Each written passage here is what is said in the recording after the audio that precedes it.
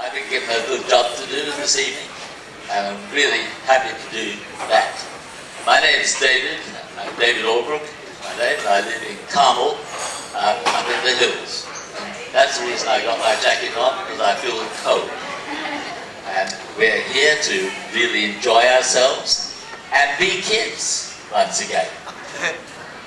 And one of the things that Elsie Toe was saying to me yesterday is that at least part of being kids is having a party, getting to know each other, being friendly, making new associations and new friendships, and working together as a team to do a good job for kids in different parts of the world. I thought I'd like to tell you a story. And it's a story about a young man who grew up in the Kenya highland forests. His name was Joe Mongai. He grew up and was sent out by his dad to look after the goats in the forest. And he lived there by himself for some months, fending for himself.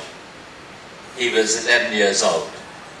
That young boy, apparently serendipitously, was picked out to go to a little primary school close by where he lived in the Kenya highlands. He was bright, and he flourished under those circumstances. Put on weight because he was very thin and was covered in sores from his time in the forest.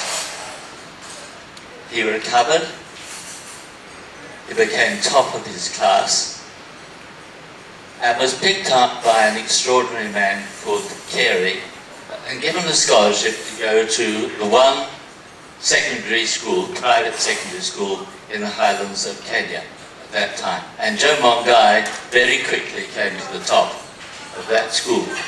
He became an athlete, and then he got a scholarship to go to university. It was a university where I was a medical school teacher at that time, called Makerere University in Uganda, in the capital of Uganda, called Kampala. Joe was also, apart from being an athlete, he was also a fine scholar. And I got to know him very well. He used to come to our home. Later, he came on my staff and underwent training as an anatomist. He then went off to England, to my old university, University College London, where he did research work and became a PhD. From there he came back to us in Kerry.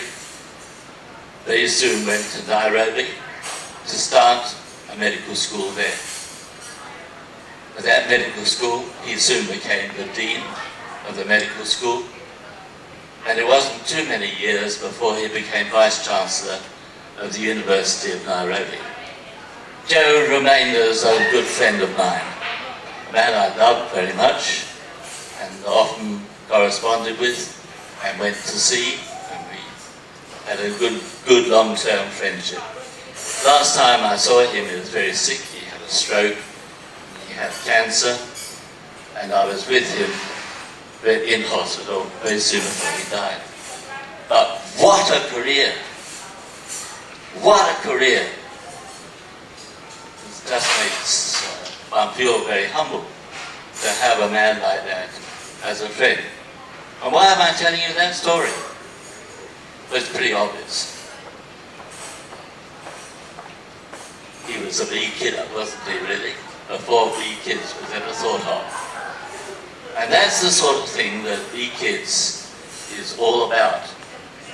It's taking young people from poor, terrible backgrounds, many of them, educationally zero, giving them a chance, to do something in the world which makes a difference. So education is a key.